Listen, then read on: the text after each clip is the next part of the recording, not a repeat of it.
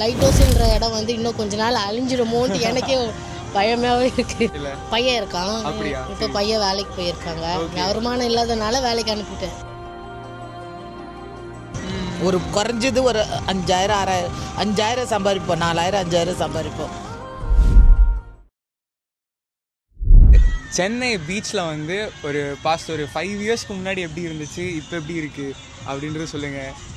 5 வருஷத்துக்கு முன்னாடி நல்லா கூட்டம் இங்கெல்லாம் நிறையா வந்துச்சு, கடைங்களும் நிறைய இருந்தது.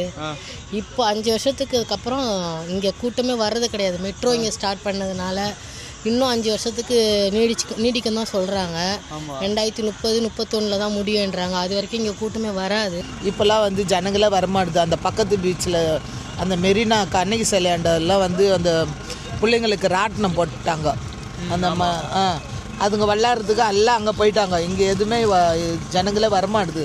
ஓகே, இந்த இடத்துல வந்து நிறைய ஷூட்டிங்ஸ்லாம் எடுக்கிறத பார்த்துருப்பீங்கல்ல படத்தில். ஏன்னா நம்மளே நிறைய படத்தில் பார்ப்போம். இங்கே அவங்களாம் வந்து உங்கள்கிட்ட ஏதாவது வாங்கி சாப்பிட்றது அந்த மாதிரி ஏதாவது பண்ணி? அவங்கெல்லாம் வந்து இந்த மாதிரி பகல் டைம்லலாம் வரமாட்டாங்க. ஓகே, நைட்டில் தான் வருவாங்க. ஆனால் நீங்கள் வந்து பார்த்துருக்கீங்களா அந்த மாதிரி?